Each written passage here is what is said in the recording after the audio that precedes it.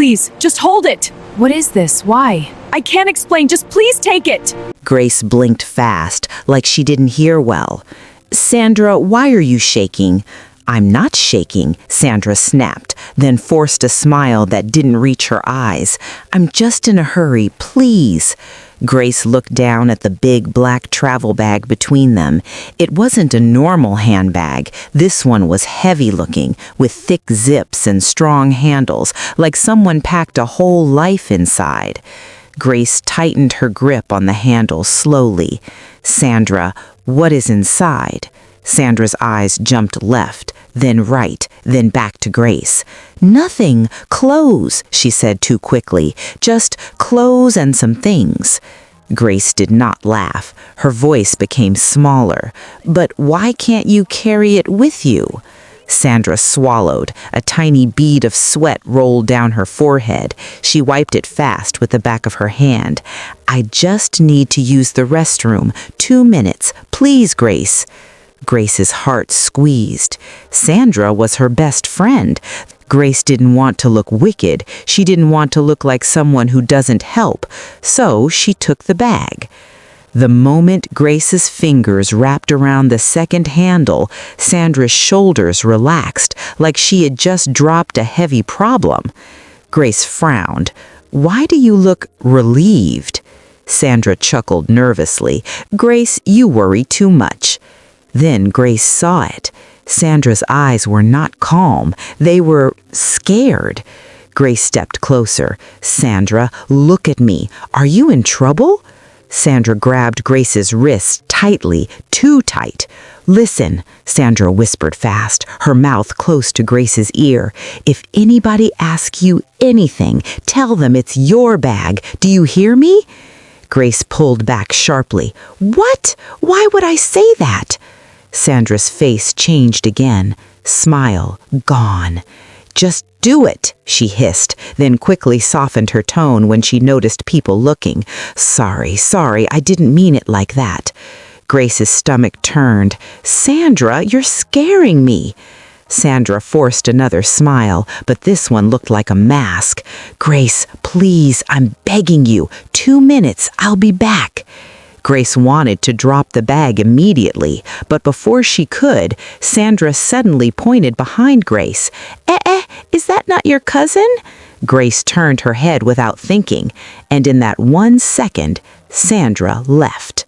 Not walked, left. Fast. Grace turned back so quickly her ponytail snapped. Sandra? No answer. Grace looked left, looked right.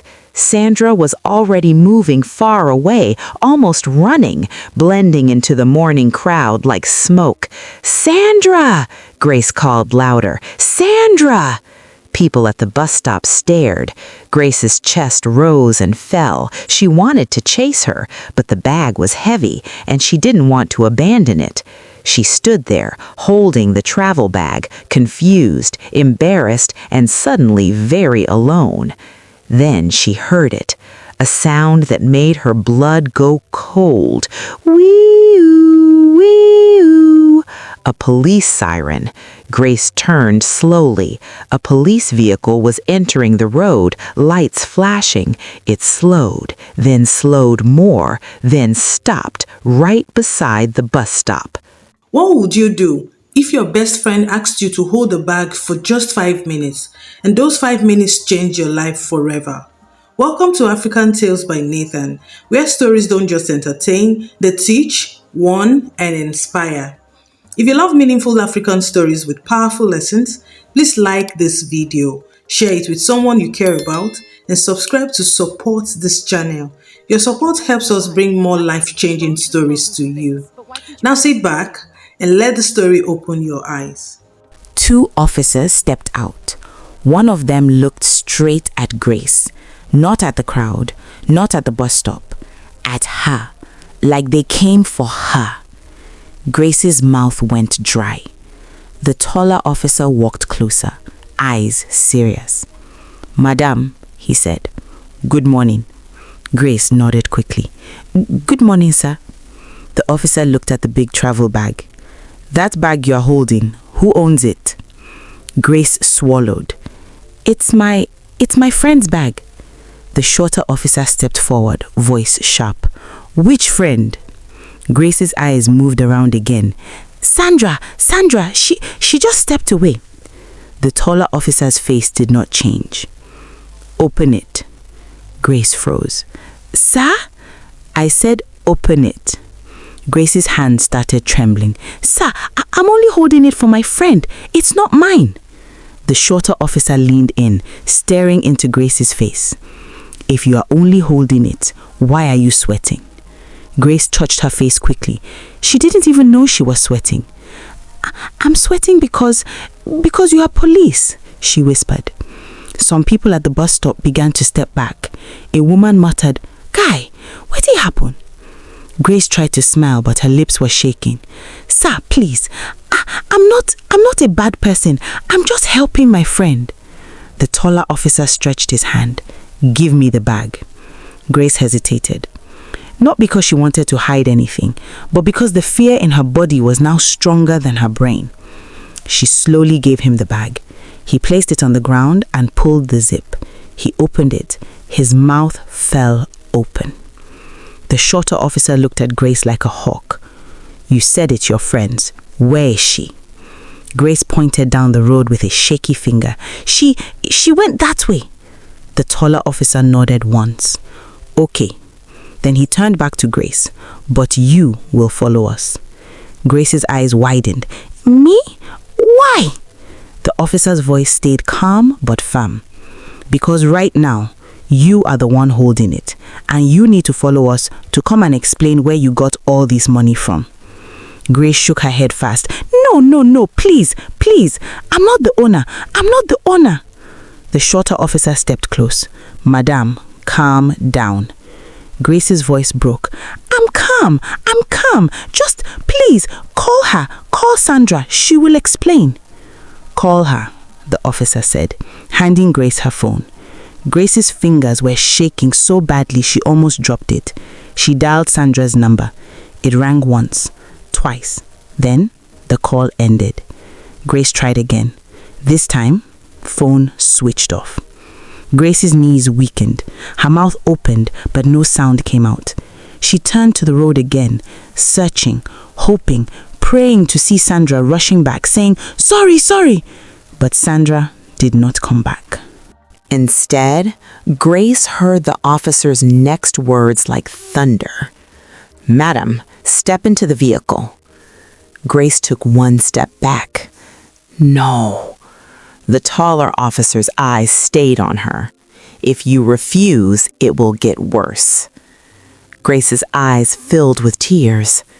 People were now whispering loudly. Now who be that girl? She look like student. She don't go thief. Grace looked down at the bag. Then she looked at the officers. Then she looked at the crowd.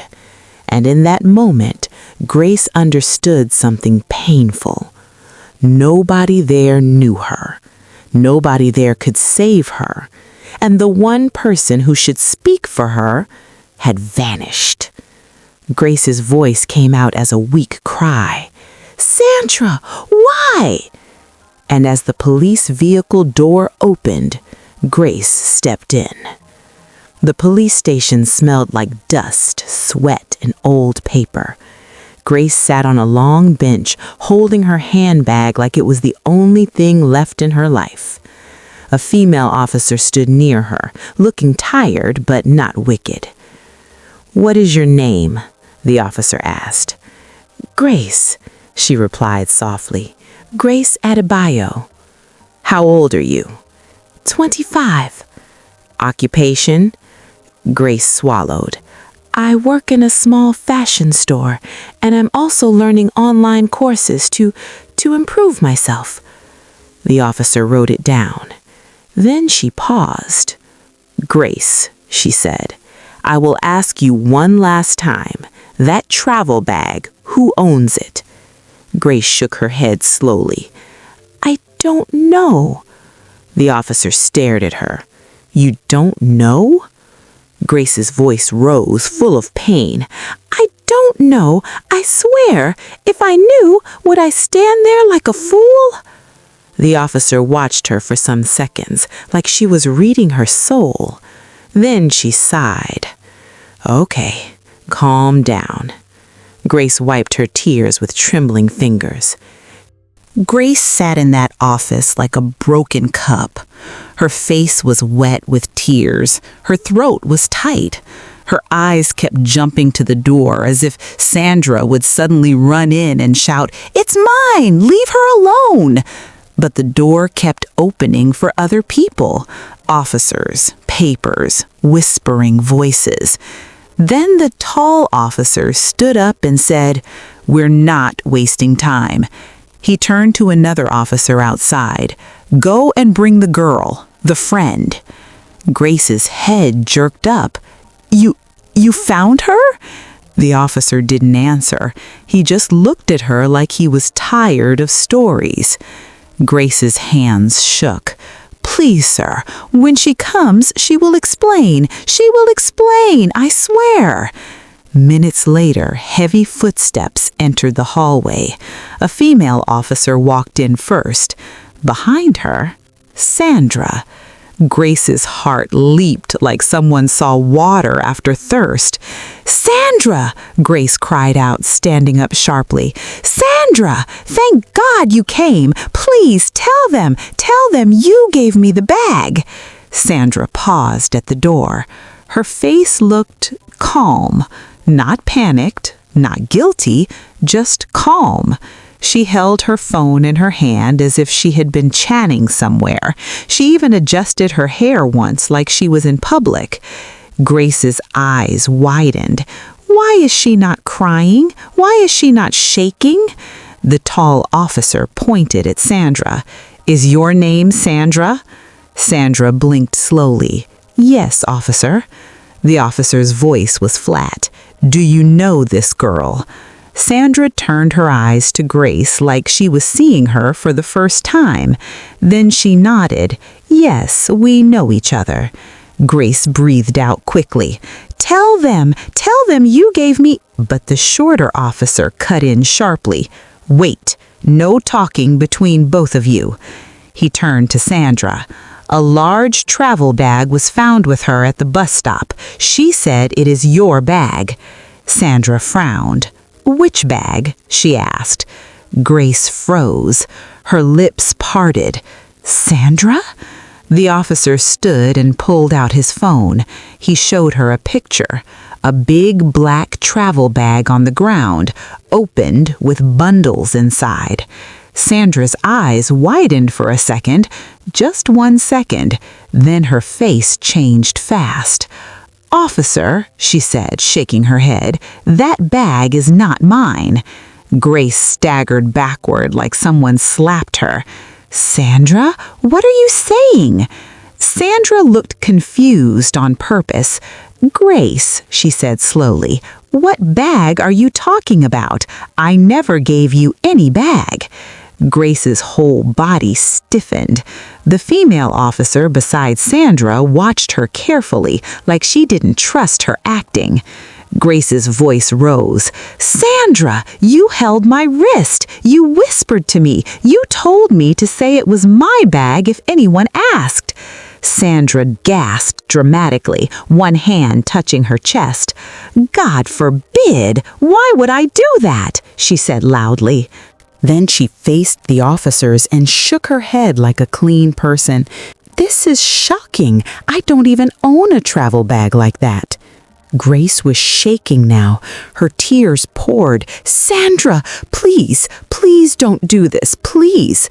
Sandra's eyes met Grace's eyes for a moment, and in that moment Grace saw it. Not pity, not fear, something else. Coldness. Sandra's lips moved slightly, almost like she whispered without sound. "You think I'm playing?" Grace's stomach dropped. The tall officer leaned forward. "Sandra, where were you this morning?" Sandra replied fast, like she had practiced it. I went to the restroom at the bus stop, and I came out and I didn't see Grace again. I thought she left. My phone went off later because my battery was dead. Grace screamed, "Liar! Liar!" The female officer snapped, "Grace, calm down." Grace's voice broke into sobs. "She is lying! She is lying! I'm begging you, she is lying!" The tall officer stared at Sandra. "You're saying you didn't give her any bag?" Sandra's voice was firm. "Yes, officer, I did not." The tall officer looked at Grace next. "Grace, do you have any proof?" Grace's chest was rising and falling. "Proof? How do you prove betrayal?" She looked down at her hands like maybe evidence would appear there. Then she remembered something. She lifted her head slowly. "CCTV," she whispered. Everybody paused. Grace wiped her face quickly. "There is CCTV around the bus stop. There are people, there are cameras. Check it. You will see her giving me the bag." The shorter officer scoffed. "You think this is film?" The tall officer didn't talk immediately. He just looked at Sandra again. Sandra's face remained innocent, calm, too calm. Then the tall officer stood up. "Both of you will wait," he said. He turned to another officer. "Bring the evidence list and call the station tech. We need footage from that area." Sandra's eyebrows jumped slightly, just slightly. Then she quickly covered it with another innocent face. Grace noticed it, and it gave her one small hope.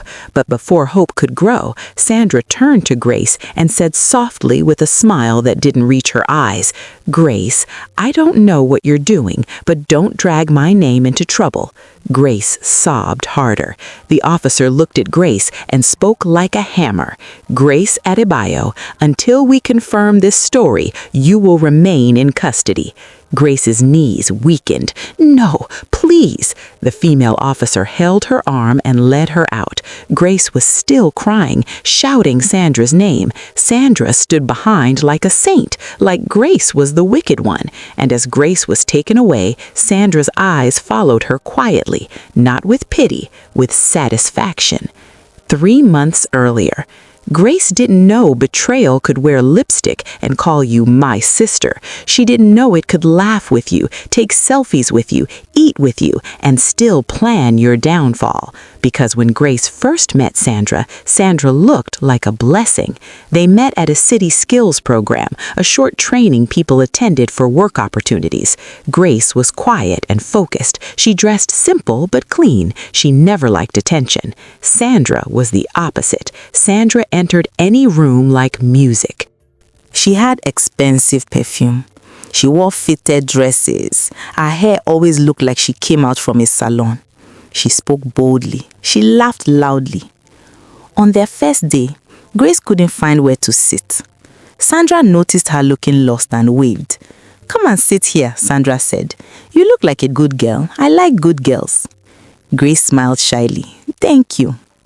That was how it started. From that day, Sandra began to hold Grace close. Too close. Sandra would call Grace every morning. She would drag Grace along for outings. Even when Grace said, "I don't like crowd," Sandra would laugh and say, "You need me to upgrade you."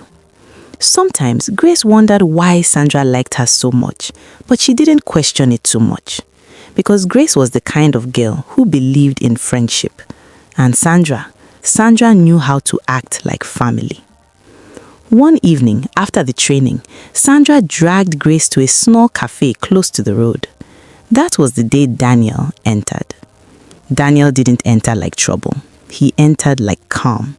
A clean guy, simple shirt, nice wristwatch, quiet confidence. The kind of guy that doesn't beg for attention, but still gets it. Sandra saw him first. She elbowed Grace and whispered, "Look at that guy. That one is husband material." Grace glanced and laughed. "Sandra, you and husband, you have not even greeted him." Sandra smiled like she had already married him in her mind. "No worry, I know my future." But Daniel didn't look at Sandra. He looked at Grace. Grace noticed it and quickly looked away. She didn't want Sandra to notice, but Sandra noticed. Sandra always noticed. Daniel came to their table and asked politely, "Excuse me, is this seat taken?" Grace shook her head. "No." Daniel sat. Then he smiled at Grace again. Sandra sat up like a queen ready to be crowned. She started talking loudly, telling jokes, flipping her hair, laughing too much. Grace felt embarrassed. Daniel listened, smiled and nodded, but his eyes kept moving back to Grace. After some minutes, Daniel asked, "What's your name?" Sandra answered quickly, "Sandra." Daniel looked at Grace and asked again, "And you?" Grace replied softly, "Grace." Daniel nodded. "Nice to meet you, Grace." Sandra's smile stiffened. It was small, but it was there. After that day, Sandra began to talk about Daniel like he was her property. "Grace, that guy likes me," she would say. "Grace, you saw the way he looked at me. Grace, when he marries me, you will be my chief bridesmaid." Grace would laugh and say amen. Not because Grace believed it, but because Grace didn't want trouble. Then one day, as they were leaving the training, Daniel walked up again. This time, Sandra was already smiling, ready. But Daniel faced Grace. "Grace," he said gently, "can I talk to you?" Grace blinked. "Me?" Sandra's face changed slightly. Daniel continued, "I've been seeing you. You're always calm. I like calm. Can I have your number?" Grace froze. Sandra froze too. For a second, time stood. Grace looked at Sandra. Sandra's eyes were smiling, but her mouth was not. Grace quickly said, Daniel, Sandra laughed loudly and cut in.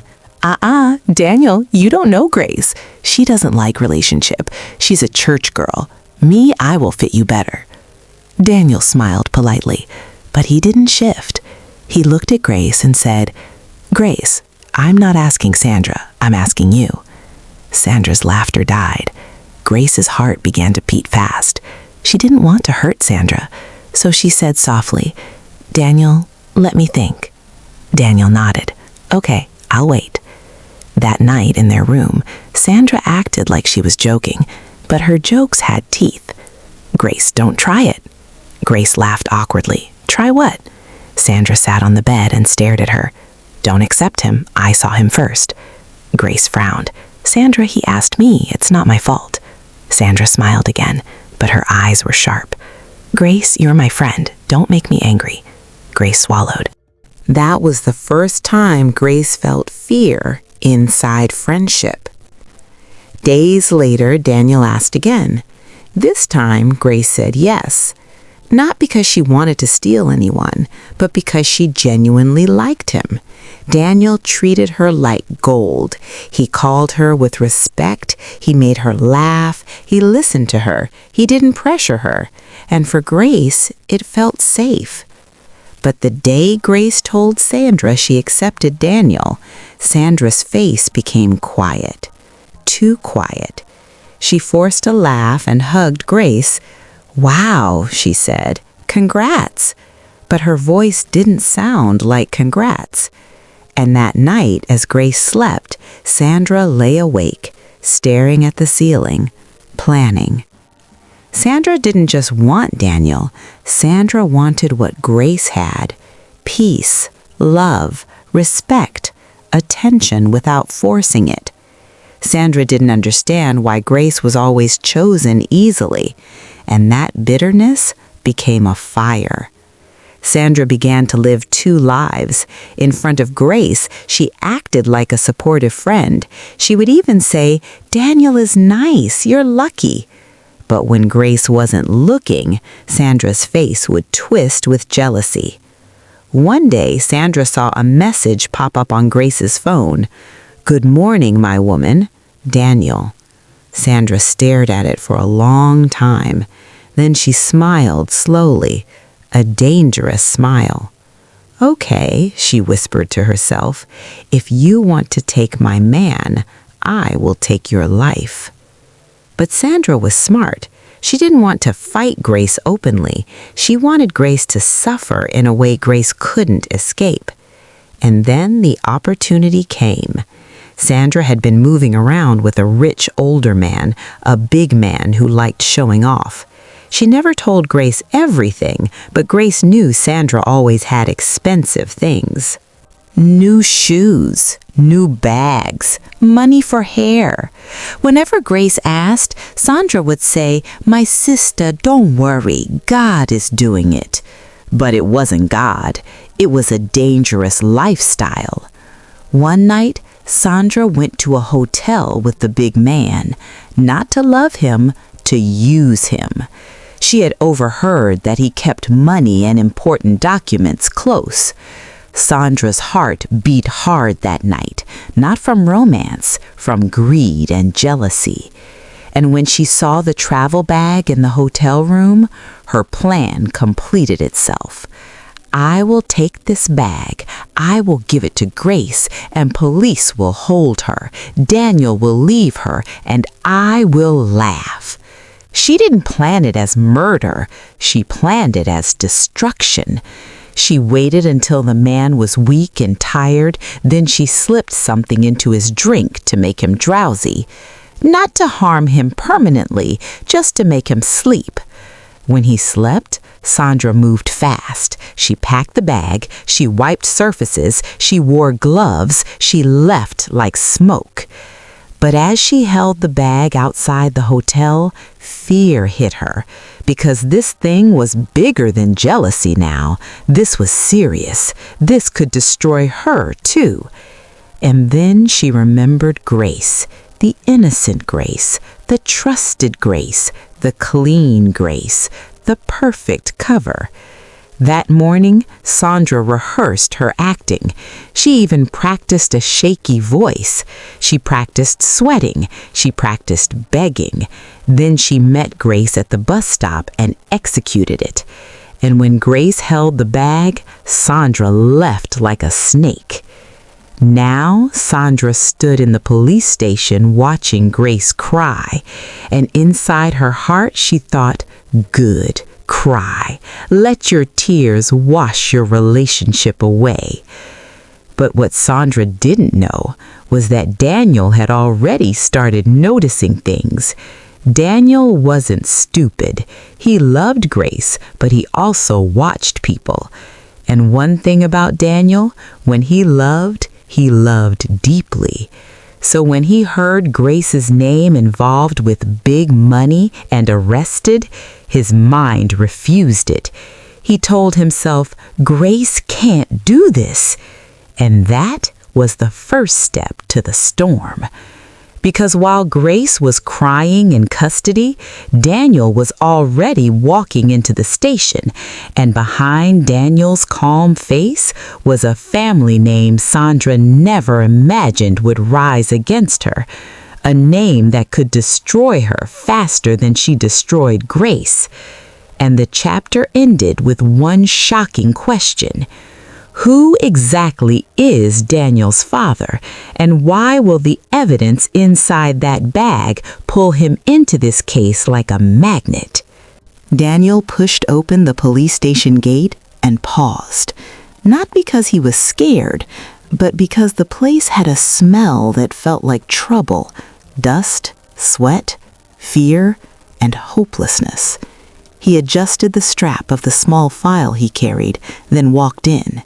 At the counter, a young officer looked up. "Yes? Who are you looking for?" Daniel's voice was calm but firm. "My name is Daniel. I'm here for Grace Adebayo." The officer's eyebrows rose slightly. "You're her fiancé," Daniel said, "and she called me." The officer leaned back. "She's under investigation." Daniel nodded once. "I know. That's why I'm here." The officer stared at him for a moment, like he didn't expect a man to walk into a station with that kind of confidence. Then he waved toward a bench. "Sit. Wait." Daniel sat, but he didn't relax. His mind replayed the phone call. It had happened earlier, right after Grace was taken in. Grace's voice was shaking badly. "Daniel," she cried, "please don't be angry. I didn't do anything. I swear." Daniel had stood up immediately. Grace, calm down. Where are you?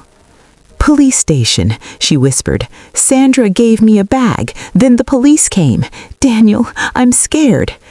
Daniel's heart had dropped, but his love for Grace was deeper than panic. Listen to me, he said. Look at my face in your mind. You know me. Have I ever believed lies over you? Grace sobbed. No. Good, Daniel said. I'm coming. Grace cried harder. Promise? Daniel's voice was steady. I promise. I'm coming. Don't say anything you don't understand. Don't sign anything. I'm coming. Now Daniel was here. After some minutes, a female officer walked toward him. Are you Daniel? Yes. She requested for you, the officer said. Follow me. Daniel stood quickly. They walked through a corridor, past a door, then another. Then Daniel saw her.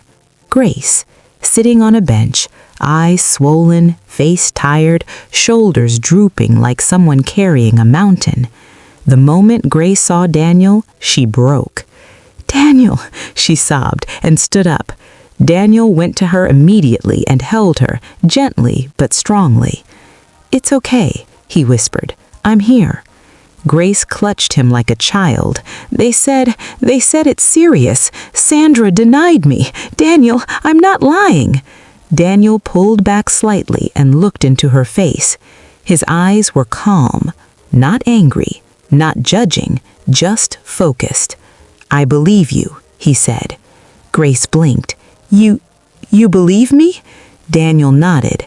Grace, you're not that kind of person. Grace's tears fell again. Thank you.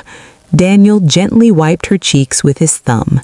Now listen to me. We will handle this one step at a time. Grace sniffed. But Sandra is acting innocent. She said she didn't give me any bag. Daniel's jaw tightened for a second. Then he relaxed his face again. Okay, then we look for truth, not noise. An officer walked closer. Time is up. Daniel faced the officer. Officer, I need to speak with the investigator in charge. The officer frowned. Are you her lawyer? Daniel answered carefully. No, I'm her fiancé, and I'm also requesting that she be allowed legal representation immediately. The officer looked annoyed, but he didn't argue. Wait. Minutes later, Daniel entered the same office where Grace had been questioned. The tall officer sat behind the desk. Sandra was also there, sitting like a victim. Grace was brought in too, standing beside Daniel. The tall officer leaned forward. So you're Daniel? Yes, sir. The officer tapped the evidence list. Your fiancé was found with a travel bag containing a large sum of money and other items. She claims it belongs to Sandra. Sandra denies it. Daniel nodded calmly. I understand. Then Daniel said the sentence that shifted the whole room. Sir, I want the CCTV footage from the bus stop. Sandra's eyes flickered, just one flicker. Then she quickly looked away. The shorter officer scoffed. CCTV? You think this is America? Daniel didn't smile. Officer, he said, that particular area has CCTV, and whether it is America or Africa, truth still has eyes. If there is footage, it will show who handed who the bag. The tall officer rubbed his chin slowly, then looked at Sandra. Sandra forced a shocked face. Please, officer, I don't know what they're talking about. I didn't give her any bag. Grace cried out, Sandra, fear God! Sandra turned sharply. Grace, stop saying my name. Daniel faced Sandra slowly. His voice was polite, but cold. Sandra, if you didn't give her the bag, then the CCTV will clear you fast. So why are you shaking? Sandra's mouth opened, then closed. The tall officer raised his hand. Enough. He looked at Daniel. We already requested footage, but it may take time. Daniel nodded. While you wait, I also want you to check the serial numbers on the sealed bundles. The officer's eyes narrowed. "How do you know there are serial numbers?" Daniel answered smoothly, "Because large cash movements can be traced sometimes. If the owner is powerful, you can locate where it came from." Sandra's face was tight now. Grace looked at Daniel like he was her last hope.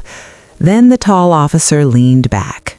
"Okay," he said, "we'll run checks." And just like that, Daniel planted the first nail into Sandra's lie. That same afternoon, the station received a call, not from a random person, from a senior officer above them. The tall officer entered the office holding his phone, his face serious. He looked at Grace, then at Sandra, then at Daniel. "This case just changed," he said. Everybody paused. "What happened?" Daniel asked. The officer lowered his voice slightly.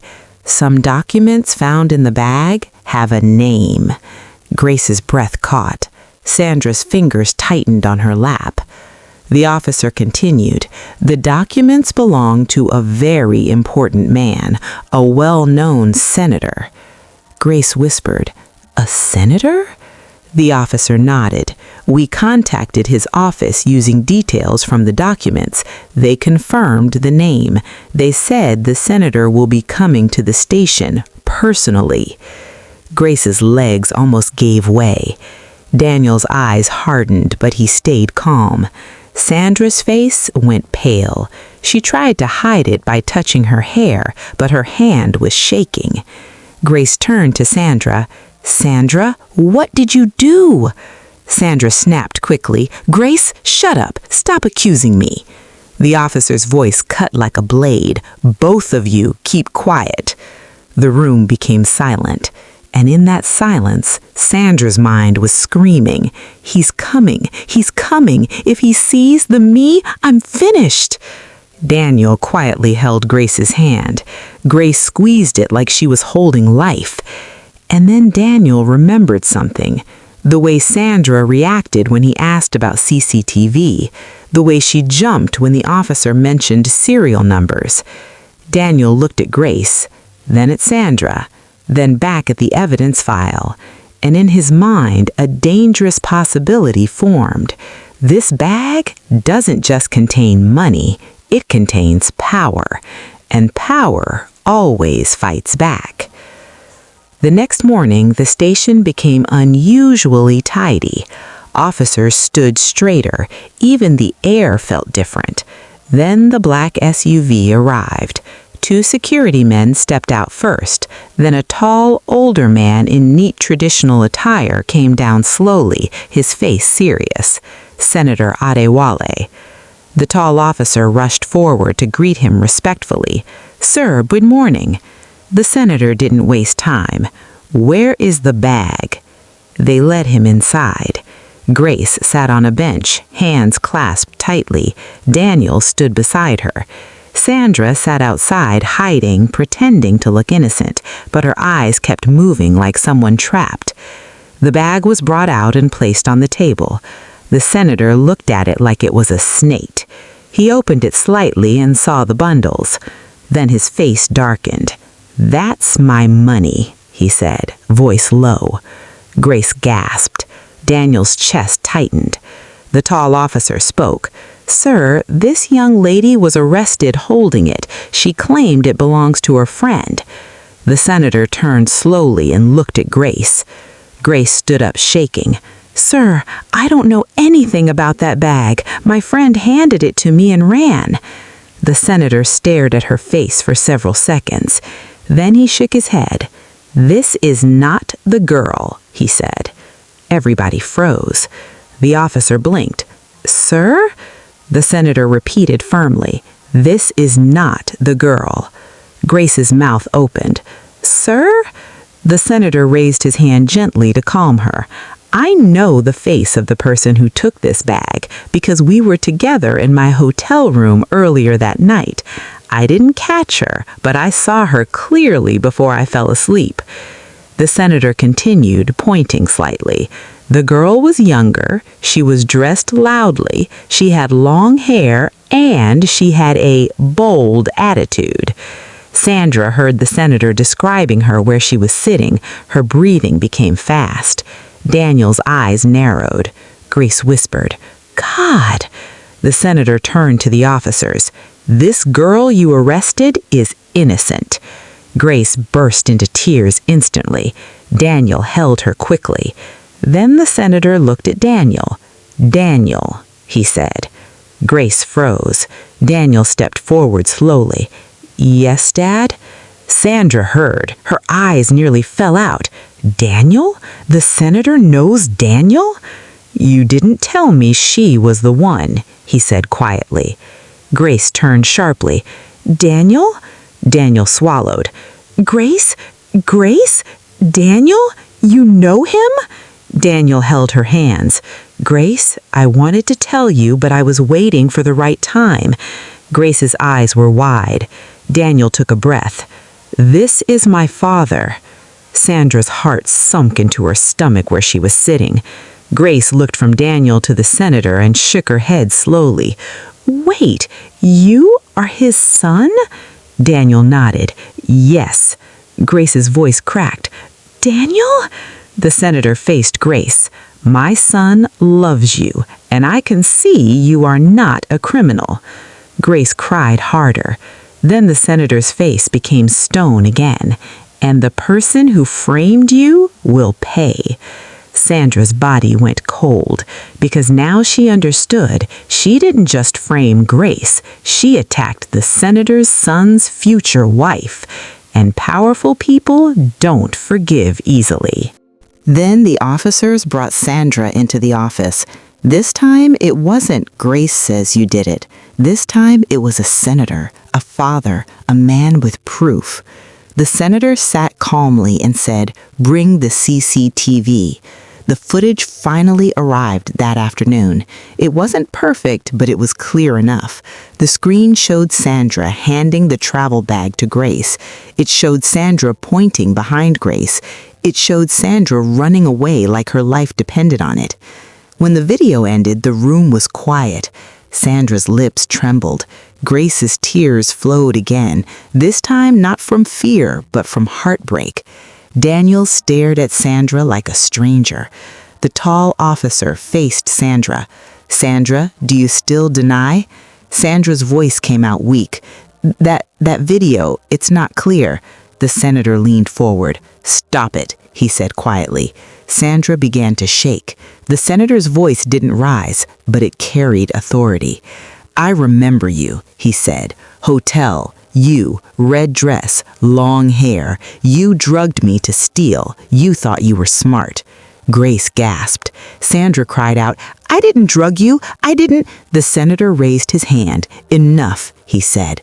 Then he turned to Grace. "Grace," he said gently, "I'm sorry you met evil through friendship." Grace cried silently, wiping her face. Then the senator faced the officers. "Do your job," he said. "She must be held responsible." Sandra panicked. Her eyes went wild. She suddenly dropped to her knees. "Grace!" she screamed. "Grace, please! I beg you! Tell them to forgive me!" Grace stepped back slowly, not because she hated Sandra, but because she was finally seeing the truth clearly. Sandra grabbed Grace's dress. "I didn't mean it. It was a mistake." Grace's voice was shaking but firm. "You looked into my eyes and denied me." Sandra sobbed. "I was angry. I was jealous." Grace's eyes filled with tears again. "Jealous? Because Daniel asked me out?" Sandra froze. Then she cried louder. "Yes! Yes! Because you took everything from me!" Grace's face tightened. "I didn't take anything. I didn't even want him at first. I respected you." Sandra's body shook. Daniel stepped forward. His voice was calm but deadly. "You didn't love me," Daniel said. "You loved winning." Sandra looked up at him shocked. Daniel continued, "And because you couldn't win me, you decided to destroy Grace." Sandra started to beg again, but officers pulled her up. As they dragged Sandra away, she screamed at Grace, "You will regret this!" Grace didn't answer. She just watched Sandra go. And in that moment, the friendship ended completely. Not with a fight, with truth. Grace was cleared, her name was cleaned, but her heart took time to heal. Sandra faced the full weight of her actions, and Daniel stayed. He didn't leave when things were messy. He didn't disappear when it became shameful. He stood beside Grace until she could breathe again. Months later, Grace stood in a bright hall in a simple, beautiful gown. Daniel stood beside her, smiling like a man who fought for love and won. The senator sat in front, watching them with proud eyes. When the pastor asked, "Do you take her?" Daniel answered loudly, "I do." Grace answered softly but confidently, "I do." And when they held hands, Grace's heart whispered, "Evil tried to bury me, but God used it to lift me up." Moral of the story: not everyone who calls you my friend wants your good. Some people clap for you with their hands, but hate you with their heart. Before you carry someone's burden, make sure you know what it is. And never forget, truth can delay, but it will always speak. If this story touched you, please don't just watch and go. Tell me in the comments, have you ever been betrayed by someone close? Or what would you do if you were Grace? Like this video if you believe truth always wins. Subscribe and turn on notifications so you don't miss the next story, because the next one will shock you even more. Thank you so much for watching, and see you in the next story. Bye guys. 2 minutes, please, Grace. Why do you look relieved? Grace, you worry too much.